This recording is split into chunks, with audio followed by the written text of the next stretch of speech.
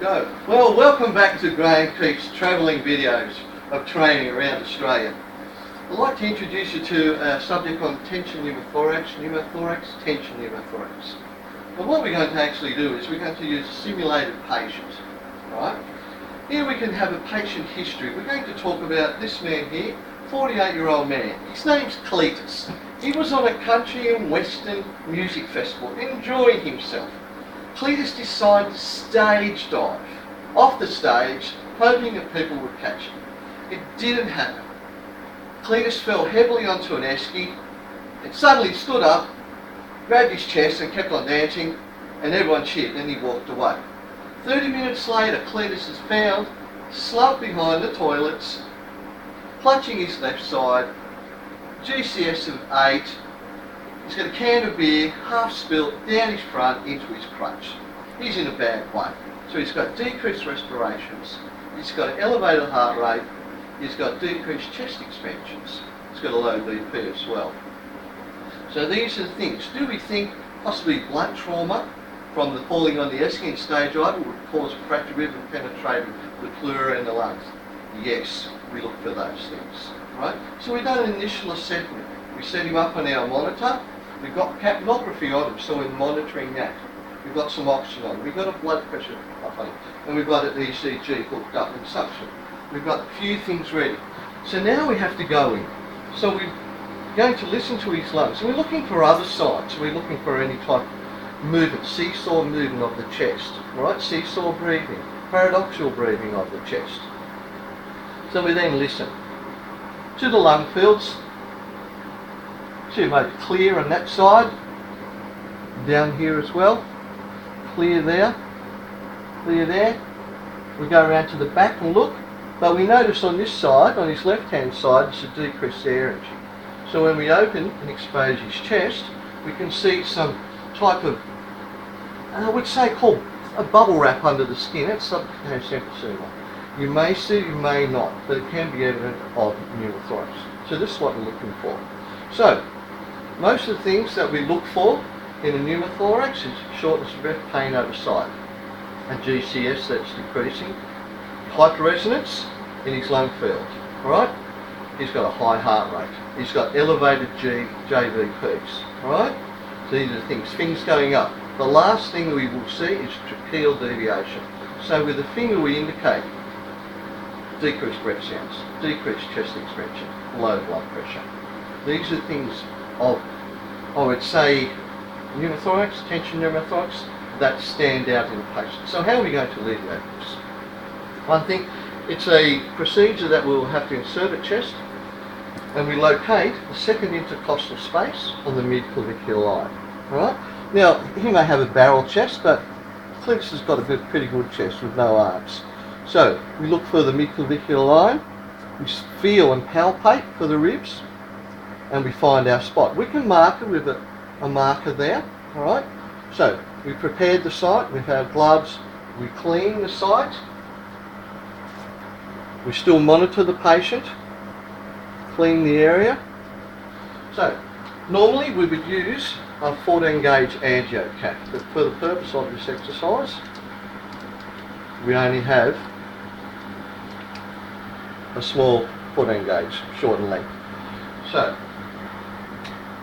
holding the needle over the second intercostal space, mid-clavicular line, we insert, sliding over the top rib until we hear an audible hiss, or in some instance, we have a syringe attached to the end where we may get some bubbles. So we advance until that cannula's end. So I've just made up something here, so I'll just show you. This is what it will look like when it's taped down and the stellate removed. So we've sealed all around the ava except three-way in case we build up pressure there. So if there's any air in there, bubbles will rise up in this tube in through the saline water. Right? Or we might hear an audible hiss, or there might be a leak of some fluid or blood from there. So we then listen to his chest again. There may be improvement in his blood pressure, his heart rate. Has it equaled? Has it improved? If not, then we would probably insert another cannula, 1 centimetre either left or right to the side. So, in saying that, we then would have to hook up connecting tube. Connecting tube comes down here. We then hinge tape it.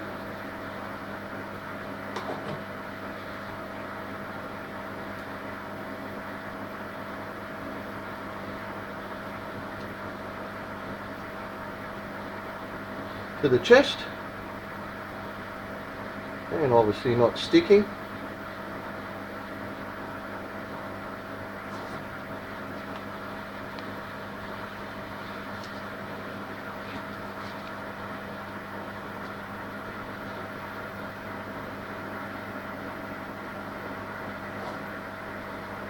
Oops.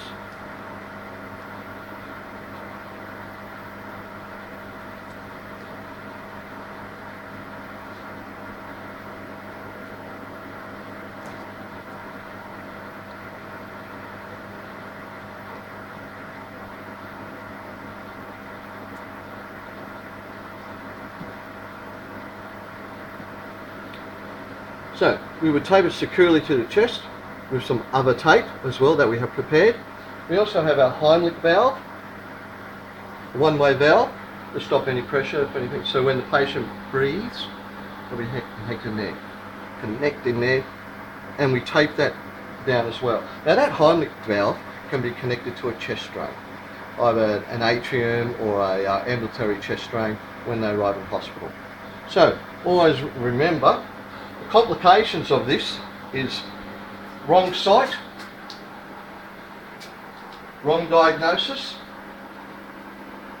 and not enough tape.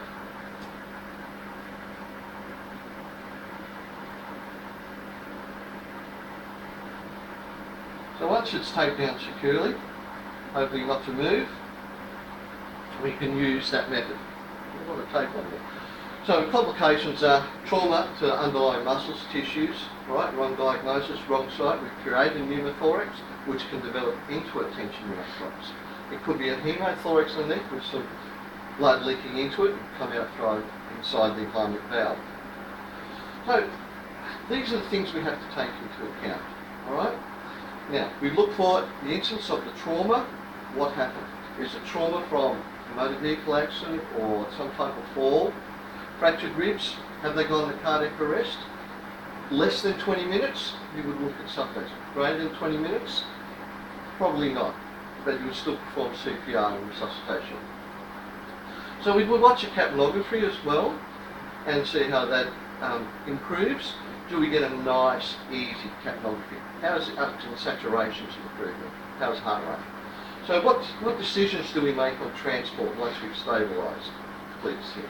Do we go by road, right? Do we go by air? Taking into account he's had a pneumothorax, a tension pneumothorax. Do we then go up in the air and create something more, like in Boyle's Law, some air trapped in there? Or do we go by road and have to travel over some mountains with altitude?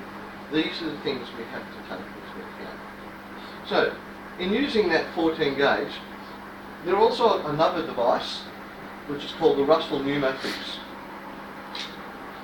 The Russell Pneumofix is quite a good piece of equipment, right? It's got air holes on the side of the Teflon there, and it's got depth measurement, how far.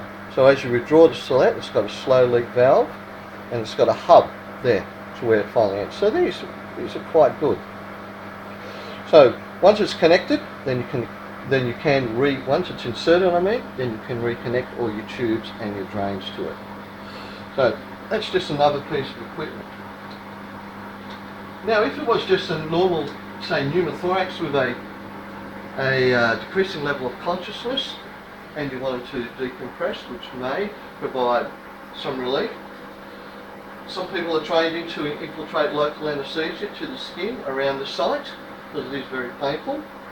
And then on withdrawing the needle, you aspirate the site prior to decompression, so the needle is local anaesthetic takes effect, and then you insert the needle then.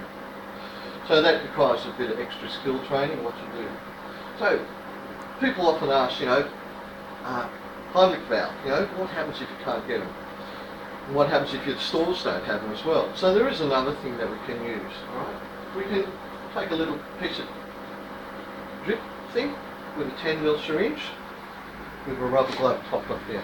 This was shown to me by a trauma surgeon some years ago, that if you ever got stuck out in a remote area, this is what you can use. May not be the best, but it will help. So, we've got Cletus all loaded in the ambulance for the airway. He's on his way to the regional hospital or trauma hospital. So I'd like to thank you again for watching Graeme Creek's travelling videos training around Australia. Thanks again.